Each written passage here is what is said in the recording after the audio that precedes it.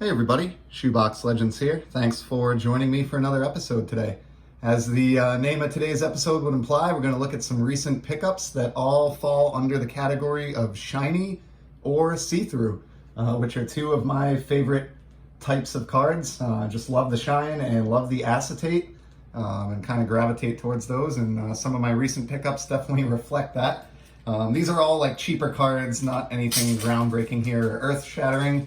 I'm going to remove the first one from the team set bag it was sent in, but here was another cheap pickup off Sport Lots towards my David Ortiz Topps Chrome run.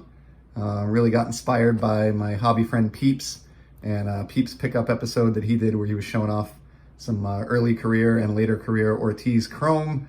Realized that I was severely lacking in that department and have been slowly remediating that at a budget price point. I think this one that you see here, which if I'm not mistaken, is a 1999 Topps Chrome base, cost like $1.50 or something like that on Sport Lots. So no brainer to plug that hole at that price point. Here's a couple here from two of my favorite parallel sets of all time that are extremely shiny. First up, we've got a Cognac Tom Seaver. And I have mentioned a couple times on the channel already my absolute love for the Platinum Diamond Anniversary parallels out of 2011 Topps, and even more so the Cognac Diamond Anniversary parallels. These are just absolutely stunning. I love that they bothered to do them for the retired variation players or legends short prints that were on the checklist. I think that's just way cool, and really happy that was able to get Tom Terrific represented in Cognac. That's going right into my shiny baseball card binder, and really it just looks fantastic with that bright red of the Cincinnati Reds. So really cool card there. Next up is another shiny card. This is for my 2011 Topps Chrome Atomic set. So just again continuing to plug away on this 220 card set. All of these are serial numbered on the reverse out of 225. So they're not impossible cards, but they are very difficult, especially 10 years later. And an ongoing struggle to land an Andrew McCutchen. He's like really the last star that I have left for my set, but was able to pick off a cheap need here with this Matt Young rookie card from the end of the checklist. Was really cheap coin and was just one of those commons that I needed. So as soon as shooting is done on this video, this puppy will be heading off to the 2011 Topps Chrome Atomic binder that I've shown off on this channel a couple times, or at least once.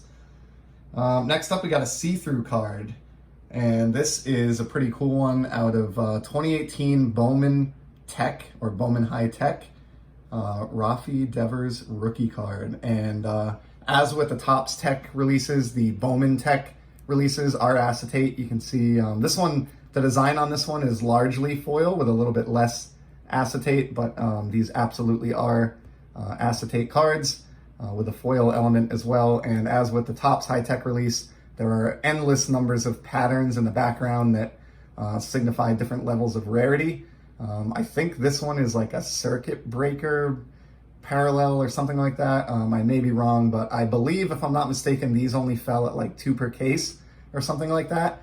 So relatively rare version of this Devers rookie card in my ongoing quest to just assemble as many Devers rookie cards as I can before he just gets prohibitively expensive, which has miraculously has yet to happen. So I just continue to scoop those up, along with, I know my hobby buddies Picker Jim and Mike at Canadian Cards are also big Devers guys, and easy to understand why. They seem like intelligent gentlemen to me, being a fan of Devers. So happy to suck that one up.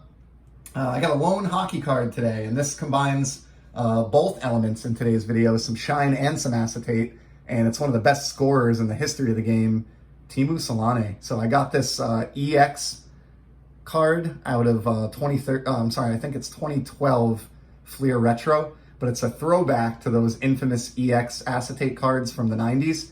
And you can see we've got acetate here on the left portion of the card where the nameplate, position, and team are, as well as his uniform number 8 there. And then the right side of the card just has like a tremendous foil element going on there. one of the underrated scorers in the history of the game. The Finnish Flash was his nickname, and of course absolutely exploded onto the scene as a high-scoring rookie, and really never looked back on his way to the Hall of Fame. So there you go with kind of an obscure Teemu Selanne card. I have been seeking out those hockey cards from the Fleer Retro releases because I think Upper Deck did a really good job with these, and they're cards that I foresee getting more expensive and more difficult to track down in the near future. So happy to have landed that one. And then I've got two more kind of funny ones. I've really started to get addicted, I think, to this set a little bit, but what I'm referring to is the 2009 Topps Heritage American Heroes release, which is actually a non-sport release and contains chrome parallels of the base cards, just like Topps Heritage Baseball does.